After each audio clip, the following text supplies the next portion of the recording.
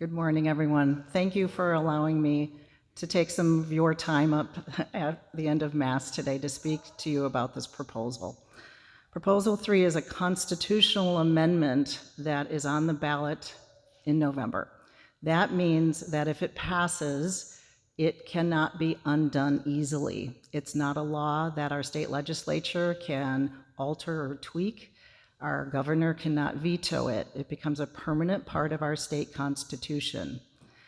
It uses very vague and undefined language, and where it does actually give us a definition, it's quite frightening to me as an obstetrician and gynecologist. I want to move beyond the sound bites that you're hearing in the commercials, are the posters that say it's too confusing and too extreme. I'm going to try to delve into the body of the language of the amendment so you understand why we're saying these things.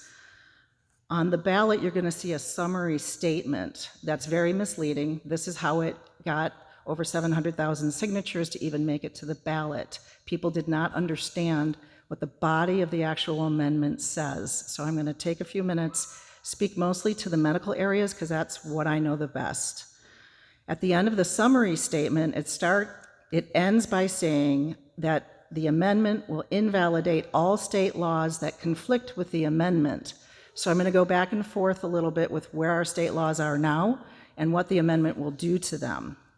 So the first phrase basically states that every individual has a fundamental right to reproductive freedom, and that includes all matters relating to pregnancy, prenatal care, childbirth, postpartum care, contraception, sterilization, abortion care, miscarriage management, and infertility care.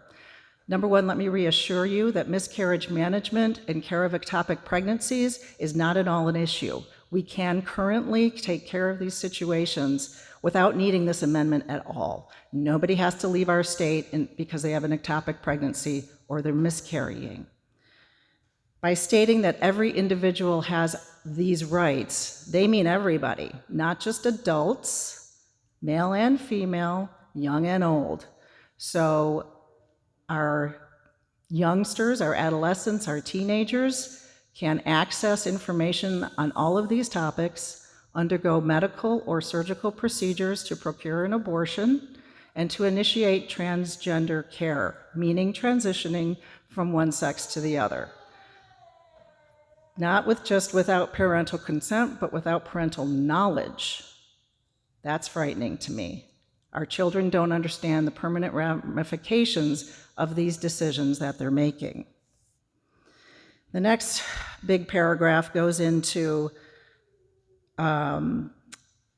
fetal viability, and it comments that the state can regulate abortion after a pregnancy has achieved fetal viability. Currently, that is set at 24 weeks in our state. That is the point at which a pregnancy or an infant will live outside the womb if it's delivered prematurely. Usually those infants are going to need some help. Oxygen therapy, IVs, IV medications, supportive care, perhaps a feeding tube to help them get nutrition until their body has matured enough to do that on their own. Now there's a little asterisk by fetal viability. They define fetal viability as meaning that the infant can survive outside the uterus without any extraordinary measure. Extraordinary measures is not defined. Does that mean oxygen therapy? Does that mean IV medications, antibiotics? Who's going to define this? Science and technology is taking fetal survivability, infant survivability outside of the womb and bringing it down. We can now save infants who deliver at 22 weeks.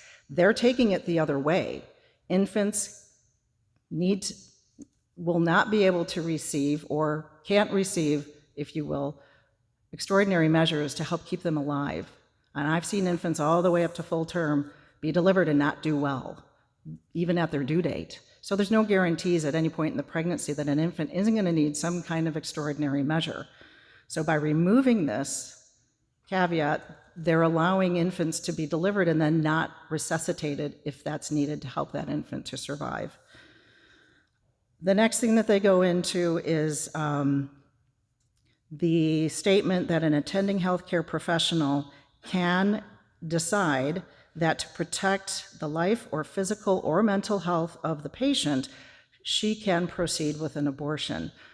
So the physical and mental health issue is where we have a problem. How do you define what physical or mental health issues merit ending a pregnancy before delivery?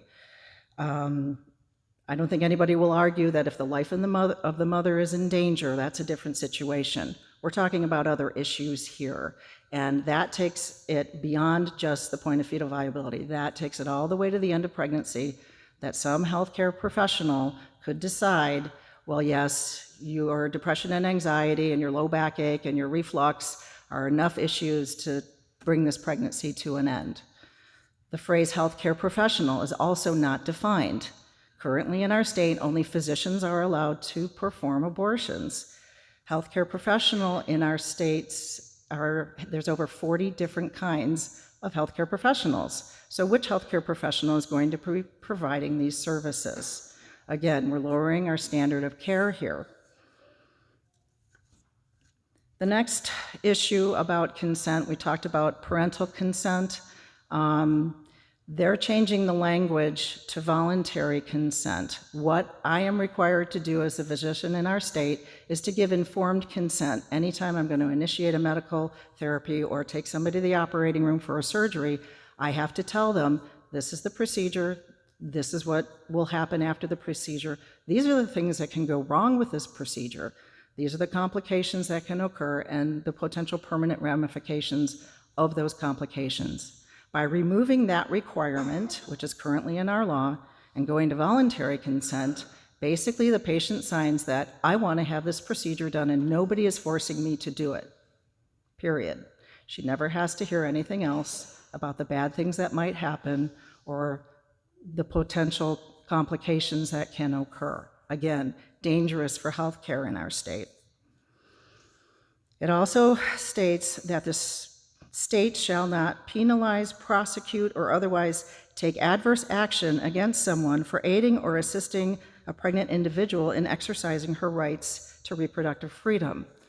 So if you have a physician that isn't meeting basic health and safety standards of cleanliness, appropriate storage and distribution of medications, appropriate care and sterilization of surgical procedures, and someone has a complication from that procedure, you cannot penalize, prosecute, or otherwise take adverse action against any of those individuals involved. So somebody has an infection, somebody needs a hysterectomy, somebody dies, you can't sue them, they can't be prosecuted by the state. Our hands are tied, and there's nothing we can do about that.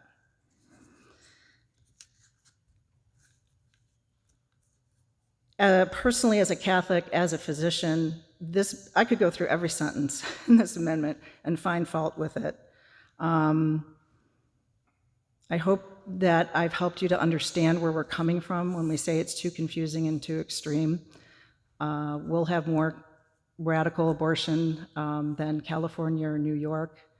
In a way, we're an experimental state for Planned Parenthood to open the doors to abortion tourism in our state, and that is really scary to me.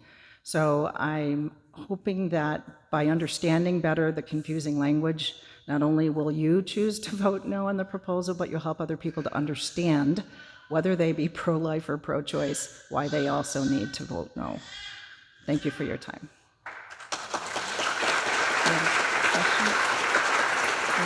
There's a question.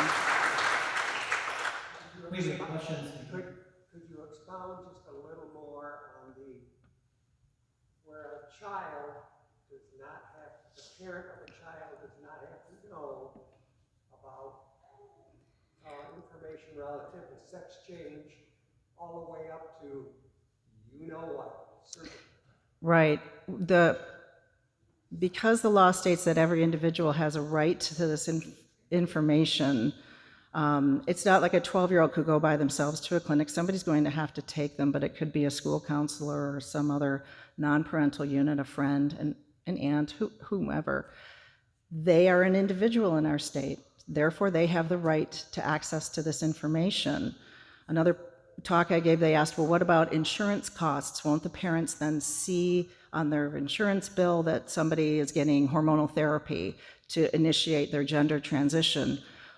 It may not be long before we have a law like California has, where insurance companies don't show what the services are for who to the person who pays for the insurance. They're protecting that privacy of the minor.